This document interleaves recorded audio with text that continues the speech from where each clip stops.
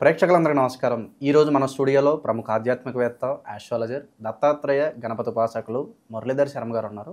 గురువుగారితో మాట్లాడేద్దాం. నమస్కారం గురుగారు. మహాదేవ. గురుగారు, మనం ఏ పని తలపెట్టినా కూడా విజయవంతంగా పూర్తి చేయాలని అనే సంకల్పంతోనే మొదలు పెడతాం.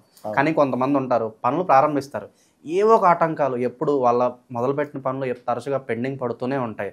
పెళ్లి విషయం కావచ్చు, ఇల్లు కట్టడం కావచ్చు, ఏ పనైనా ఎప్పుడు పెండింగ్ ఏదో ఒక ఆటంకాలు పనులనే ముందు కథలు అసలు.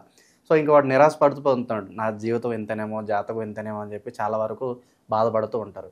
మరి విజయవంతంగా పనులు పూర్తవడానికి మంచి రెమెడీ మీ ద్వారా మా కోసం తెలియజేయండి గురుగారు. తప్పకుండా. ఎప్పుడైతే పనులు ఆటంకాలు మనకు వస్తుంటాయో ఆ సందర్భాలలో కొంత నెగిటివ్ ఎనర్జీ అనేటువంటిది మన ఒంట్లోకి కానీ మన ఇంట్లోకి కానీ ప్రవేశించింది అని మనం అర్థం చేసుకోవాలి.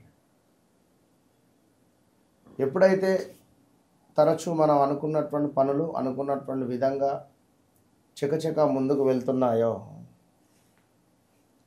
అప్పుడు ఓకే, నాకు బాగుంది, సూపర్, థ్యాంక్ యూ భగవంతుడా, నాకు ఈ పనులన్నీ కూడా చాలా ఎక్సలెంట్గా ముందుకెళ్తున్నాయి అనేటువంటి భావనలో ఎవరు ఉండరు. అప్పుడు వారి బిజీ వారిదే, వారి లైఫ్ వారిదే. ఏమాత్రం చిన్న ఇన్సిడెంట్ జరగగానే భగవంతుడు గుర్తు రావడం కానీ, దేవాలయాలకు వెళ్ళడం కానీ, ఎన్నడూ వెళ్ళనటువంటి వారు దేవాలయాలకు వెళ్ళడం కానీ ఇలా చేస్తూ ఉంటాం. కనుక ఎవరైతే ముందు నుంచే గ్రాటిట్యూడ్తో, కృతజ్ఞత భావంతో మనము ముందుకు వెళుతూ ఉండాలి. సో ఇవాళ మనకు ఇక్కడ అర్జునుడు అడుగుతాడు శ్రీకృష్ణుల వారిని, నేను బాధలో ఉన్నప్పుడు సంతోషం కలగాలి, సంతోషంలో ఉన్నప్పుడు దుఃఖం కలగాలి. ఒక అద్భుతమైనటువంటి సెంటెన్స్ అంటే లైన్ చెప్పు అని చెప్పి కృష్ణ అని చెప్పి అడిగితే శ్రీకృష్ణ వారు చెప్తున్నారు, ఈ సమయము వెళ్ళిపోతుంది. ఓకే, ఈ సమయం వెళ్ళిపోతుంది. అప్పుడు ఏం జరుగుతుంది? బాధలో ఉన్నావు, నువ్వు ఆ కొటేషన్ చూస్తే ఏమనిపిస్తుంది? సంతోషం కలుగుతుందా కలగదా? బాధలో ఉన్నప్పుడు నాకు సంతోషం కలగాలి, నా కళ్ళు నెత్తికెక్కినా నేను సంతోషంగా ఉన్నా నాకు ఆ సెంటెన్స్ చూడగానే బాధ కలగాలి. సో సంతోషంగా ఉన్నాను నేను, ఐఎమ్ సో హ్యాపీ, నేనే అదృష్టవంతుణ్ణి అనుకునేటువంటి వారు ఉన్నారు. అలా అనుకోవద్దు. అప్పుడు ఏం జరుగుతుంది చూస్తే, ఈ సమయం వెళ్ళిపోతుంది. అరే కరెక్ట్, ఈ సమయం వెళ్ళిపోతుంది. ఎక్కువగా బాధపడుతున్నారు. తరచూ మీరు అడిగినటువంటి ప్రశ్న, ఏ పనులు తలబెట్టినా కూడా ముందుకు వెళుతలేవు, ఏ పనులైనా నాకు ముందుకు వెళుతలేవు ఎన్నిసార్లు అనుకుంటారు? దానికి రివర్స్ అనుకోండి. ఇప్పుడు ఏ పనులు అయినా అయితలేవు అని చెప్పి గత 4-5 నెలలు, సంవత్సరం నుంచి అనుకుంటున్నావు కదా, ఒక 21 రోజు అనుకో. పొద్దున లేచి కూర్చొని 4ంటికి నార్త్ డైరెక్షన్లో కూర్చొని నేను ఏ పనులు అనుకున్నా నాకు ఆ పనులు అన్నీ ముందుకు వెళ్ళబోతున్నాయి, అన్నీ ముందుకు వెళ్తున్నాయి, దీనికి విశ్వానికి ఎంతో కృతజ్ఞతలు, నేను చాలా బిజీగా ఉన్నాను, ఎస్ నా వద్ద సమయం లేదు, నేను డబ్బు నన్ను ఆకర్షిస్తూ ఉంది, డబ్బు అనేటువంటిది నా ఫ్రెండ్ అనే విధంగా అనుకోమని మనం ఇందాక వీడియో కూడా చేసి ఉన్నాం. అంటే ఎప్పుడు ఏ పని, ఉద్యోగం, నాకు ఉద్యోగం వచ్చింది యూనివర్స్ వల్ల, థ్యాంక్ యూ యూనివర్స్. ఇట్లా ఏ పనులైతే ల్యాండ్ రిజిస్ట్రేషన్ కానీ, ల్యాండ్ రిలేటెడ్ కానీ, ఇంకా ఏదో దానికి సంబంధించింది ఏది అనుకున్నా కూడా మీకు ఇబ్బంది కలుగుతుంది, సరిగా ముందుకు వెళ్తారు అన్నప్పుడు దానికి రివర్స్గా మీరు అనుకోవాలి. ఇదే లా ఆఫ్ అట్రాక్షన్. కాస్త మనం మన యొక్క ఆలోచన విధానాన్ని మార్చుకోవాలి.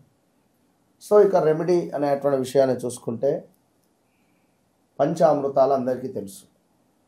ఓకే, అయితే ఇక్కడ ఈ పంచామృతాలు ఎంత క్వాంటిటీలో పెట్టాలి అనేది మనం చూద్దాం. ఇక్కడ ముందుగా మీ యొక్క ఇంటి బయట ప్రహారీ ఉంటుంది కదా, చుట్టూ తిరిగి వస్తుందా లేదా చూడండి ఫస్ట్.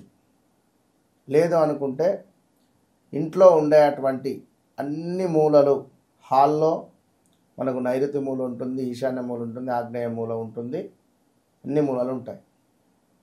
ఓకే, ఈ మూలలలో ఒక తమలపాకులు, రెండు తమలపాకులు వేయండి. 4 దిక్కుల మూలలలో, 4 దిక్కు మూలలలో కూడా తమలపాకులు వేసి నైరుతి మూలకు, ఆగ్నేయ మూలకు, అదేవిధంగా ఈశాన్య మూల, అన్ని మూలలకు ఈ మూలలలో తమలపాకులు వేసేసి ఇంత రాళ్ళ ఉప్పు వేయండి.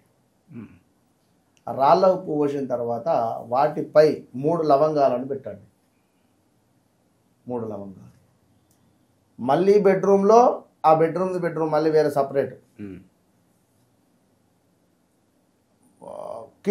కిచెన్లో ఎన్ని మూలలు ఉన్నాయి, ఆ దిక్కులు, ఈ మూలలు కలిసే చోట కింద 2 తమలపాకులు వేయాలి, రాళ్ళ ఉప్పు పెట్టాలి. ఆ రాళ్ళ ఉప్పు చేతితో ముట్టుకోకూడదు, ప్లాస్టిక్ స్పూన్తో పెట్టాలి.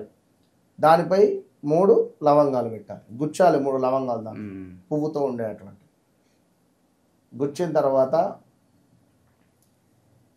ఈ 3 లవంగాలు, 1 2 3 లవంగాల మధ్యలో ఒక్కొక్క కర్పూరం పెట్టండి.